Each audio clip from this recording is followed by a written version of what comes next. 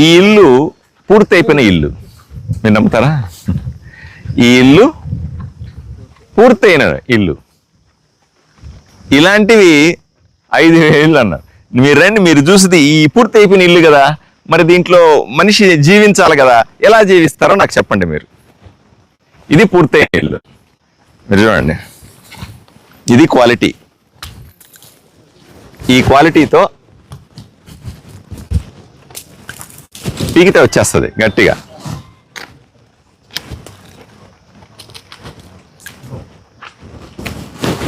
అర్థమైనా? చూడండి ఆ క్రాక్లు ఎలా ఉన్నాయి చూడండి. ఇది ప్రభుత్వ ప్రకారంగా సున్నం కొట్టి మనుషులు జీవించడానికి రెడీగా ఉన్నటువంటి ఇల్లు. మీకు అర్థమైందా? కాంట్రాక్టర్ సాయి ప్రసాద్ రెడ్డి కుటుంబ సభ్యులు కాంట్రాక్టర్లుగా చేసినటువంటి ఘనకార్యం ఇది. దీంట్లో ఎలా జీవిస్తారు? ఇంకో బ్యూటీ ఏంటంటే 5,000 ఇల్లు ఇలా కడితే 4,000 ఇల్లు పూర్తి చేశామని 104 కోట్ల రూపాయలు తీసుకునేశారు. ఇప్పుడు దీని దిక్కు మొక్కులేడు. మిగిలింది ఏంటో చూడండి, 5,000 మంది ఆడబిడ్డలకి లేదా మహిళలకి మహిళా సంఘాల్లో లోన్లు ఉండిపోయినాయి, ముక్కు పిండి ఆడ వసూలు చేస్తారు. 5,000 మందికి ఎట్టి పరిస్థితుల్లో కూడా మళ్ళీ ఇల్లు రాదు జీవితంలో. 5,000 మంది ఉసురు ఎట్లా పోసుకున్నారో చూడండి. కుటుంబాలు వాళ్ళ ఉసురు తాకదా? దేవుడు అన్నవాడు ఉండడా? దేవుడు చూస్తూ ఉంటాడా ఇవన్నీ కూడా? వాళ్ళ ఇంట్లో పడ్డ బాధ ఈ కుటుంబానికి తగలదా? ఆలోచన చేయాలి కదా. ఏం చేసుకుంటారు డబ్బుల్ని? 5,000 మంది, 5,000 మంది ఆడబిడ్డలు ఆదోనిలో. వాళ్ళు రోజు పొద్దున్నే ప్రార్థన చేస్తే, సాయంకాలం ప్రార్థన చేస్తే, గుడికెళ్ళి ప్రార్థన చేస్తే, అన్నం తినేటప్పుడు వీళ్ళ గురించి ఏమనుకుంటారో ఆలోచన చేయండి. దేవుడున్నాడు, ప్రజల ఆలోచన విధానమే దేవుడు. వీళ్ళని 100కు 100% శిక్షిస్తాడు. ఎవరికి సమాధానం చెప్పినా చెప్పకపోయినా, ఇన్ని రోజులు మేము ఏలుతాములే అని గూండాలా వ్యవహరించినా వాళ్ళందరి ఉసురు తగలకపోదు. వాళ్ళు ఏదైతే కోరుకున్న 5,000 మంది ఆడవాళ్ళకి అన్యాయం జరిగింది చూసారా? 5,000 మంది ఆడబిడ్డలకు అన్యాయం జరిగింది చూసారా? ఇది తగలకుండా పోదు, దీనికి శిక్ష పడకుండా పోదు అని మాత్రం 100కు 100% చెప్తాను నేను. జగనన్న కాలనీలు ఆదోని అతిపెద్ద కుంభకోణం. 2020లో 5,000 మందికి ఇళ్ల పట్టాలిచ్చి కేంద్ర ప్రభుత్వం నరేంద్ర మోదీ గారి నిధులతో మేము ఇళ్ళు కట్టిస్తామని చెప్పినటువంటి మోసం. 178 ఎకరాలు 65 మంది రైతుల దగ్గర నుంచి మా భూమిని సేకరించినారు. తక్కువ డబ్బులు ఇచ్చి వాళ్ళ దగ్గర అగ్రిమెంట్లు చేసుకొని ప్రభుత్వానికి ఎక్కువ డబ్బుతో అమ్మి సుమారుగా 24 కోట్ల రూపాయలు ప్రభుత్వ డబ్బుల్ని 65 మంది రైతులకు వేస్తే దాంట్లో కేవలం రైతులకు ఇచ్చినది 8 కోట్లు మాత్రమే. 15 కోట్ల రూపాయలు వీళ్ళు సాయి ప్రసాద్ రెడ్డి ఆయన కుటుంబ సభ్యులు అనుచరులు కొట్టేశారు. దాంతో పాటు అంతటితో ఆగలే. అంతటితో ఆగకుండా వీళ్ళ కుటుంబం, సాయి ప్రసాద్ రెడ్డి కుటుంబమే కాంట్రాక్టర్ అవతారం ఎత్తింది. కాంట్రాక్టర్ అవతారం ఎత్తి 5,000 ఇళ్ళు మేమే కట్టిస్తామని చెప్పి,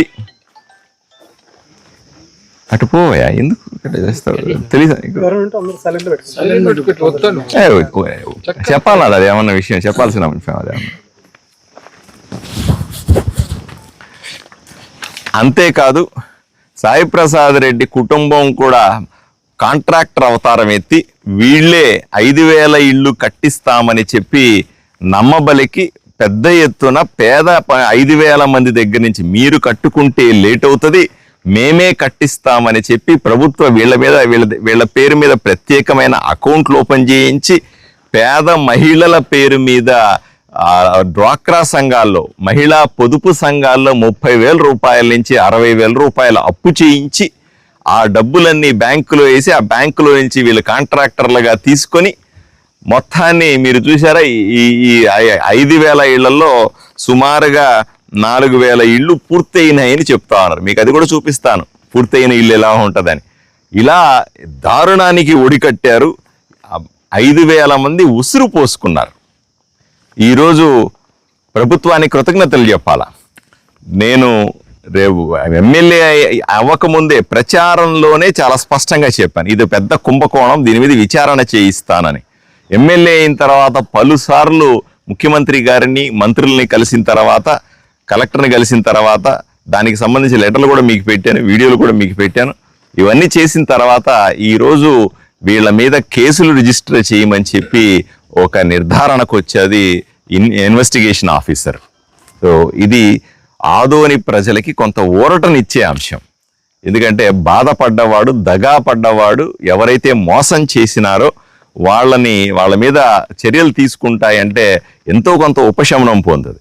అంతటితో ఆగదు, ఇవన్నీ కూడా సరిచేసి ఇవ్వాల్సిన అవసరం కూడా ఎంతైనా ఉంది. ఇప్పటికే ఒక్కొక్క ఇంటికి 1,80,000 రూపాయల చొప్పున నరేంద్ర మోదీ ప్రభుత్వం ఇచ్చేటువంటి డబ్బుల్ని వీళ్ళు తీసేసుకొని తినేశారు. ఎంత తీసుకున్నారు అంటే సుమారుగా 104 కోట్ల రూపాయలు 5,000 మంది దగ్గర నుంచి, ప్రభుత్వం దగ్గర నుంచి తినేసుకున్నారు. ఇంతకుముందు కూడా చెప్పాను లెక్క. అయ్యా, భూమిలు చేతులు మారడంలో 15 కోట్లు, కాంట్రాక్టర్ల అవతారం ఎత్తి సాయి ప్రసాద్ రెడ్డి కుటుంబం తీసుకుంది 104 కోట్లు. మొత్తం కలిపితే 128 కోట్ల రూపాయల కుంభకోణం ఇది. ఆదోనిలో అతిపెద్ద కుంభకోణంగా మనం దీన్ని పరిగణించవచ్చు. దీని మీద మరింతగా ఇప్పుడు కేసు రిజిస్టర్ అయిన తర్వాత విచారణ జరుగుతుంది. నిజానిజాలు ఏ రోజుకు ఆ రోజు ప్రజల ముందు పెట్టే ప్రయత్నం చేస్తాం. వీలైనంత తొందరగా నేను ప్రభుత్వాన్ని కూడా కోరుతాను, అయ్యా ఈ మోసాన్ని చేశారు, మనం కనుక్కున్నాం, బాగానే ఉంది. ఈ 5,000 మంది పేదవాళ్ళని ఏం చేయాలి? 5,000 మంది పేదవాళ్ళు మోసపోయారు కదా, వీళ్ళకు కూడా న్యాయం జరగాలి కదా.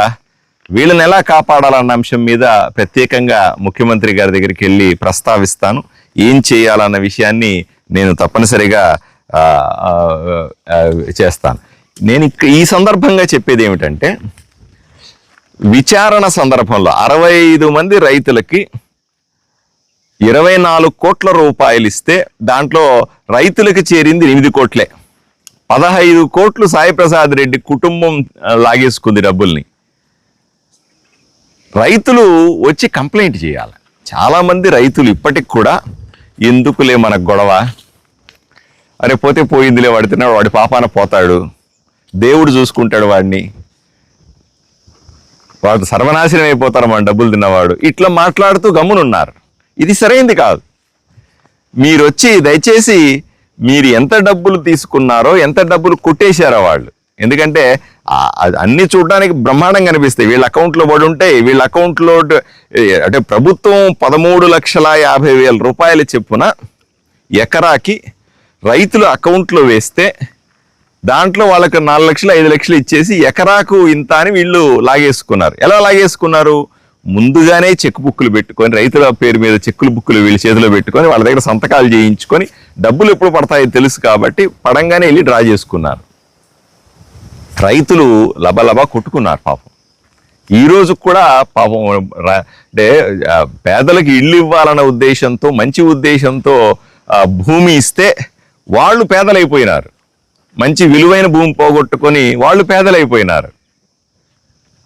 వాళ్ళు కూడా బయటికి రావాలి. ఈ 65 మంది రైతుల్లో కొంతమందే బయటకు వచ్చి ఈరోజు కేసు కోసం సహకరిస్తున్నారు. వీళ్ళకందరికీ కూడా ఆ కొట్టేసిన డబ్బుల్ని తిరిగి ఇప్పించబడతాయి, ఈ రోజు కాకపోతే ఏ రోజుకైనా సరే. మిగిలిన రైతులు కూడా ఎవరైతే అన్యాయం పాలైనారో ఈ 178 ఎకరాల రైతులందరూ కూడా బయటికి వస్తే తప్పనిసరిగా వాళ్ళ డబ్బులు వాళ్లకు లెక్క ప్రకారంగా ఇప్పించే బాధ్యత కూడా మేము తీసుకుంటాము అని చెప్తాను. ఎవ్వరూ భయపడాల్సిన అవసరం లేదు. అన్యాయం జరిగినటువంటి, ద్రోహం జరిగినటువంటి, దగాపడినటువంటి రైతులు ఎవరు కూడా భయపడకుండా ముందుకొచ్చి కంప్లైంట్ చేయండి, నా దగ్గరికి రండి, లేదా కలెక్టర్ దగ్గరికి వెళ్ళండి, ఎవరో ఒకరి దగ్గరికి వెళ్ళి కంప్లైంట్ చేయండి. మీరు కంప్లైంట్ని కూడా గోప్యంగా ఉంచుతాం.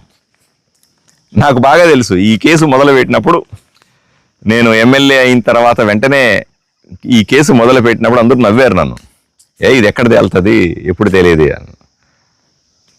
నాకు తెలుసు దీనిలో రాత్రికి రాత్రి సాయి ప్రసాద్ రెడ్డి కుటుంబం ఎవరెవరి దగ్గర రైతులకు కొట్టేశారో వాళ్ళ దగ్గర దగ్గరికి పోయి మీరు వెళ్ళి చెప్పొద్దండి, ఆధారాలు ఇవ్వద్దండి, మీకు ఎంతో కొంత సర్దుకుంటాం, ఇంకొంచెం డబ్బులు తీసుకోండి, అదండి ఇదండి అని ఎంతో మందిని బెదిరించినారు, భయపెట్టినారు, అడుక్కున్నారు, ఇంట్లోకి వెళ్ళి కొంతమందికి డబ్బులు ఇచ్చినారు.